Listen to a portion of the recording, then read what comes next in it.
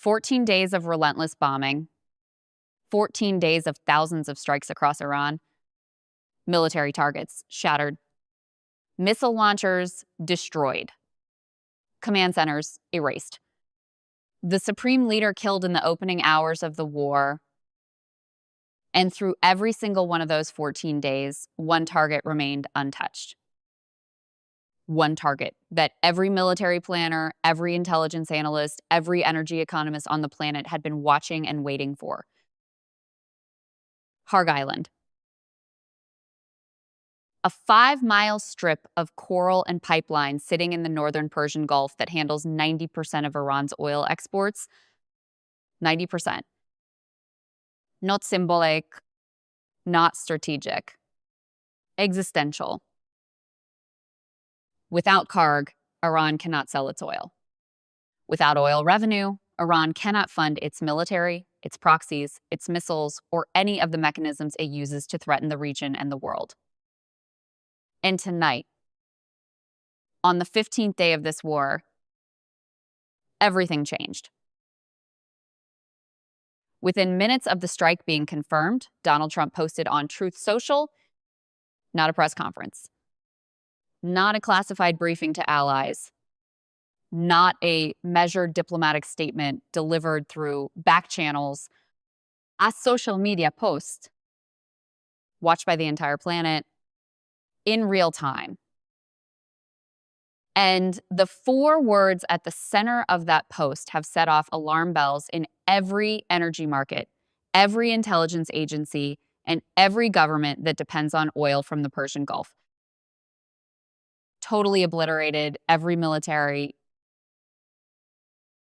4 words in capitals. 4 words that tell you what was hit, and 4 words that tell you, more clearly than anything, what was not.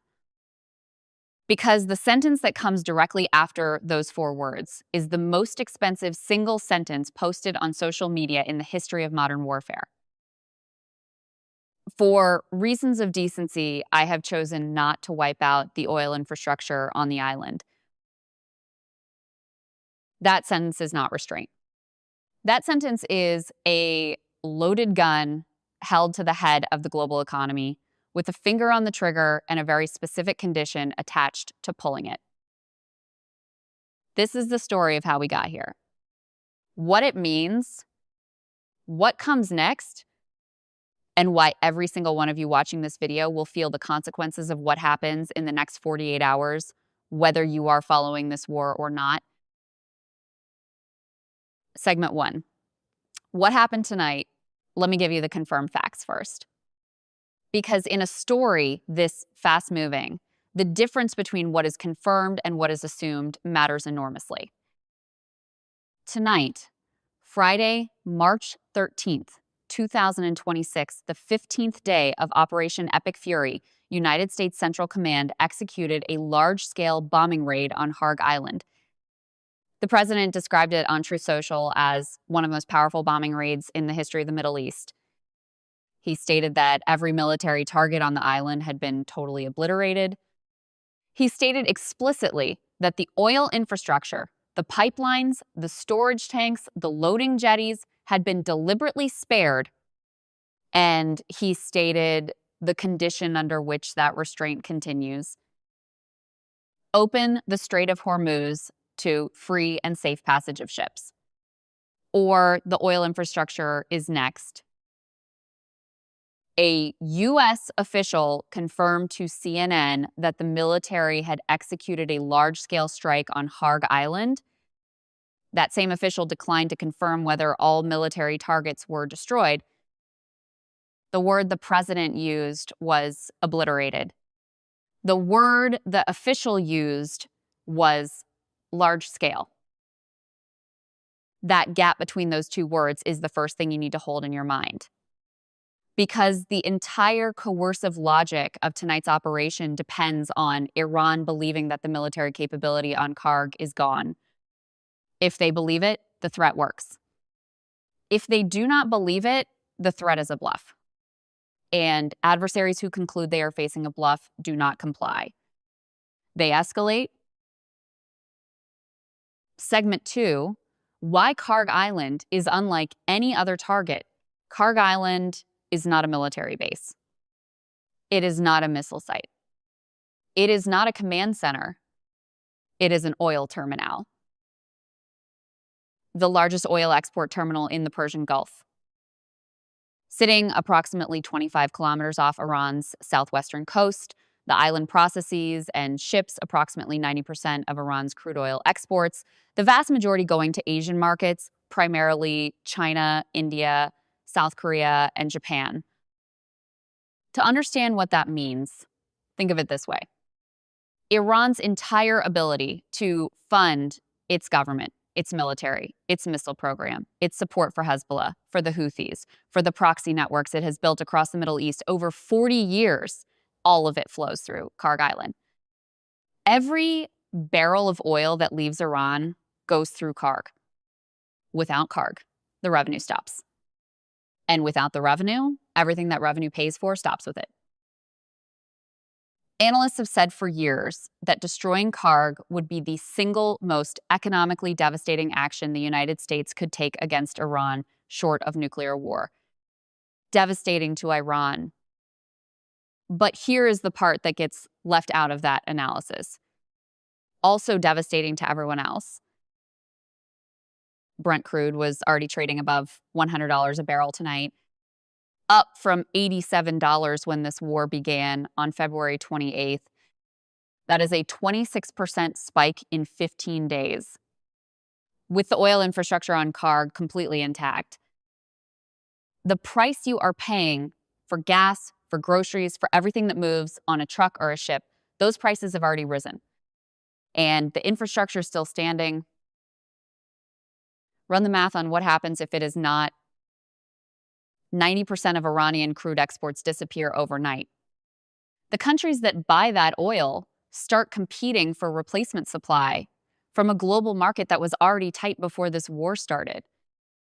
There is no replacement supply sitting in reserve at the scale required. The price goes where supply and demand mathematics say it goes.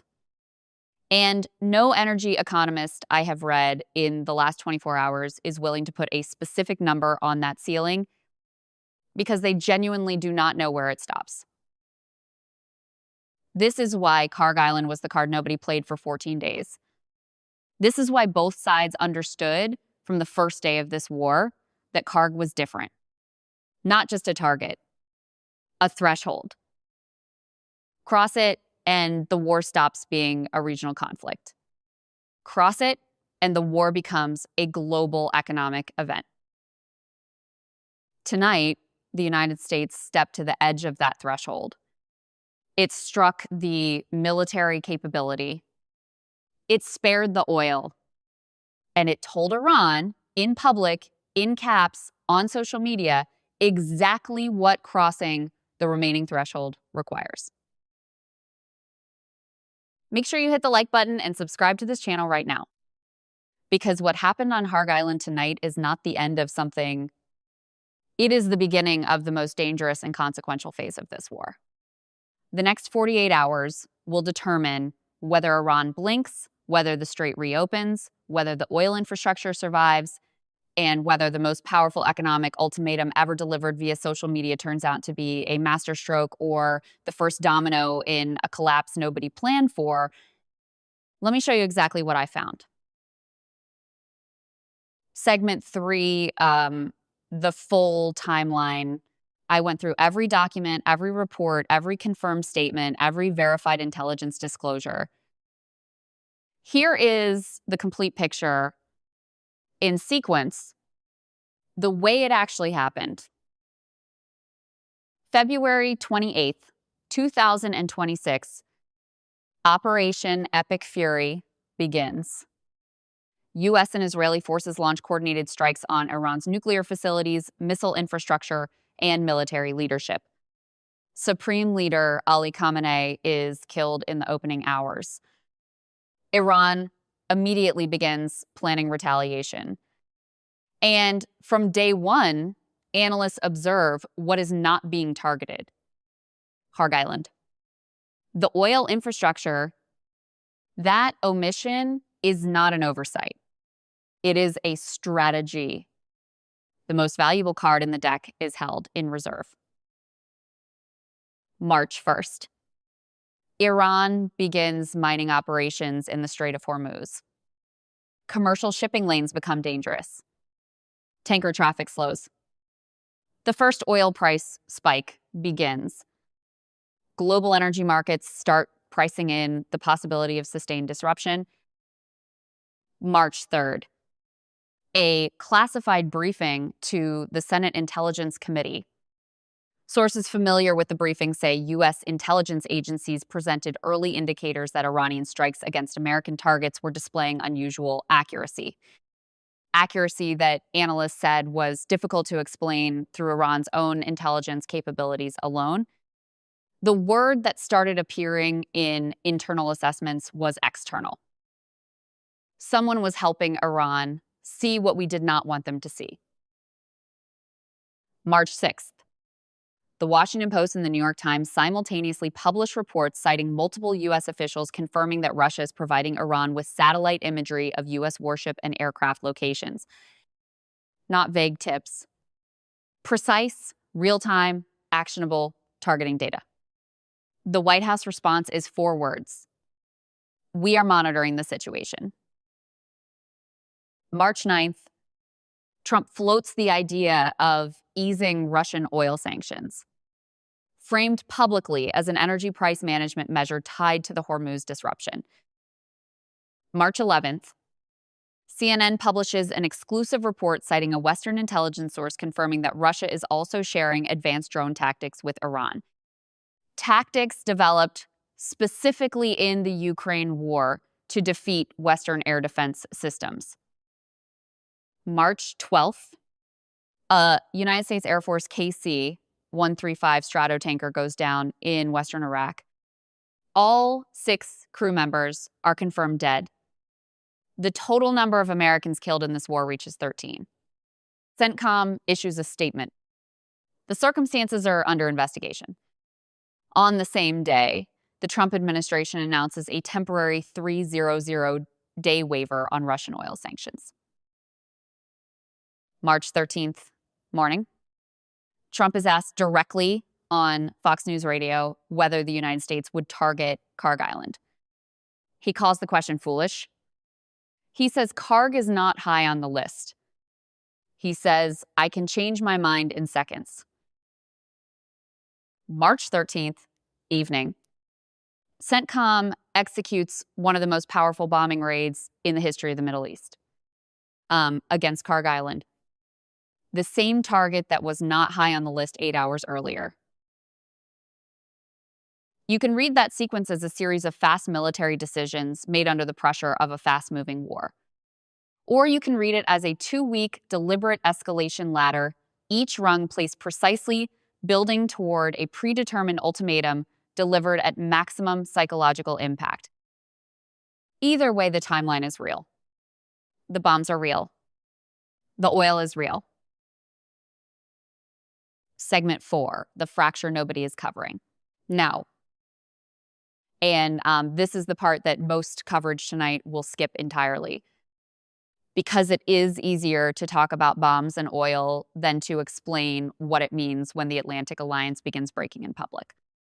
In real time, on the same night as the largest single strike of a 2-week war, at the same moment, U.S. forces were striking Kharg Island. French President Emmanuel Macron was standing beside Ukrainian President Volodymyr Zelensky in Paris at a joint press conference. And what he said was not the measured diplomatic language of an ally choosing their words carefully. It was a direct public break with Washington.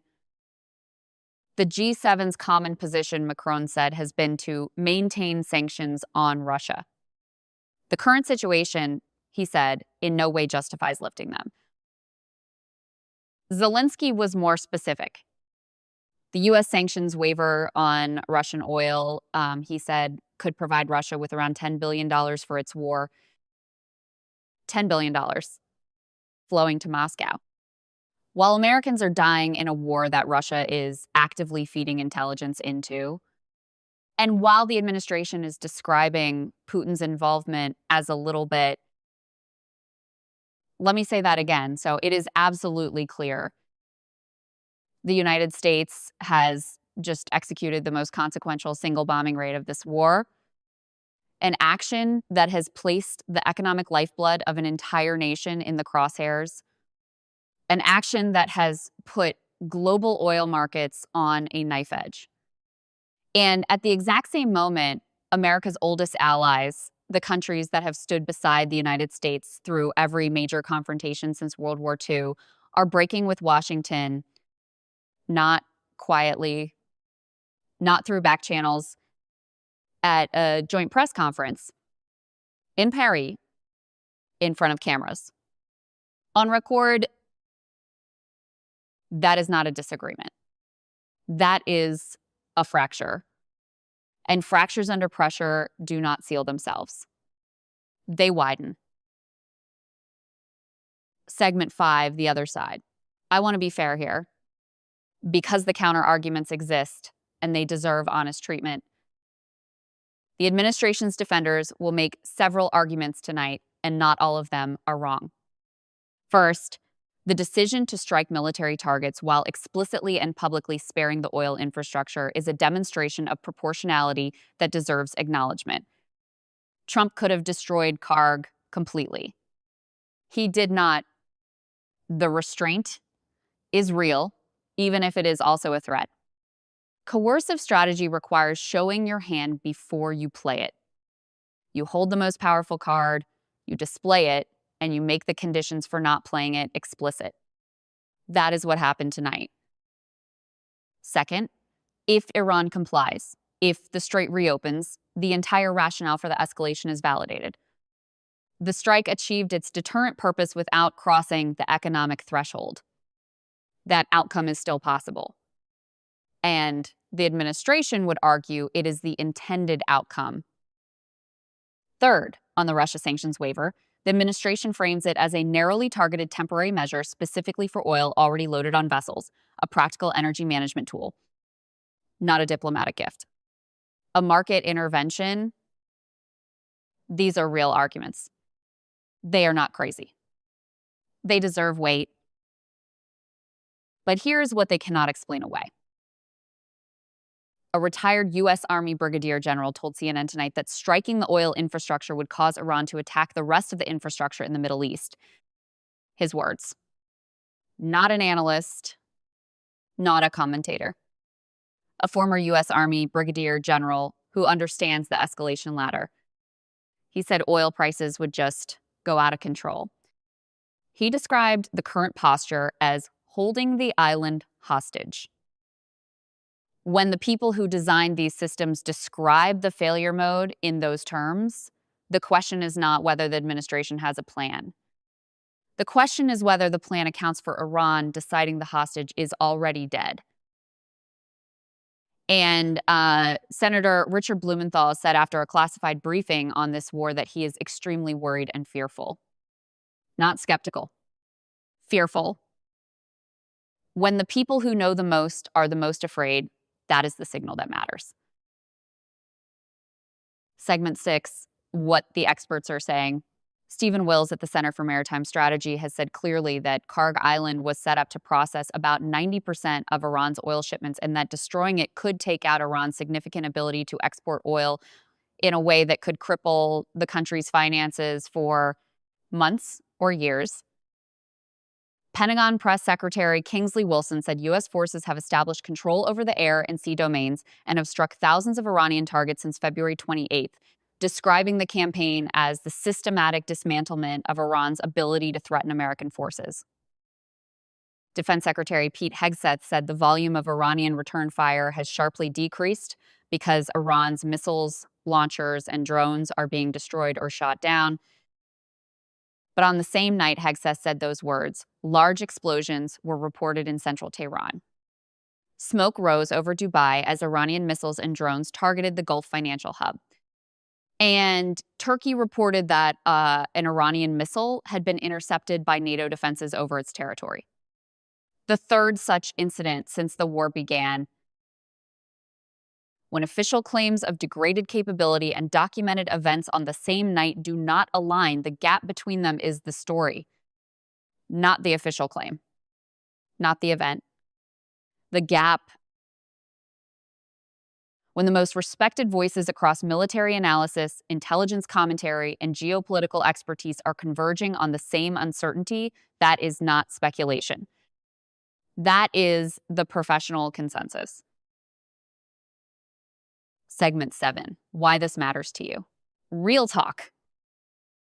This is the part that most coverage will skip because geopolitical strategy is abstract until it arrives in your wallet.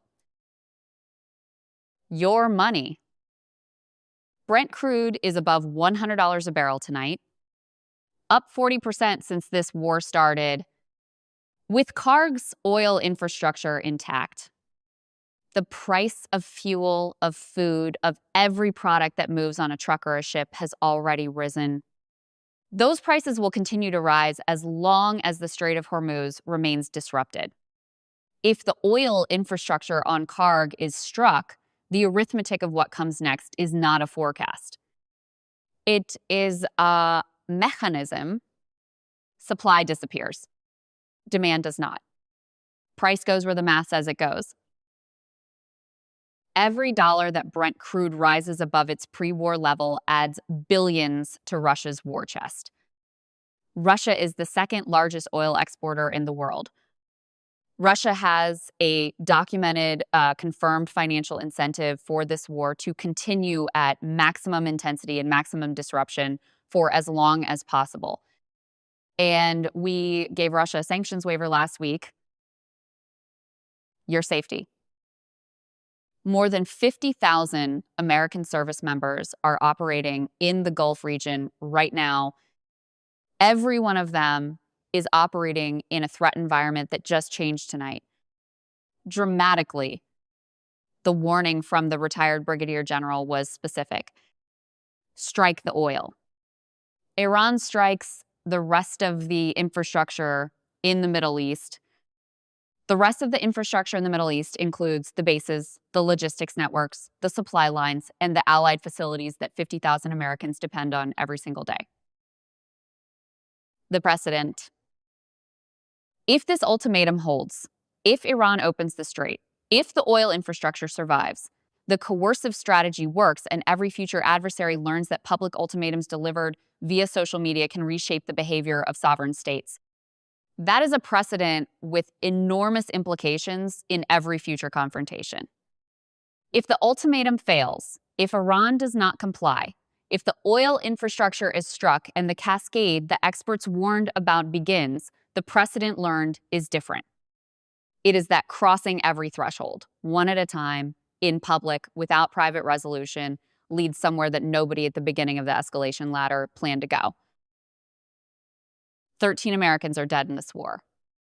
More than 170 are wounded. U.S. and Israeli strikes have killed at least 1,300 people.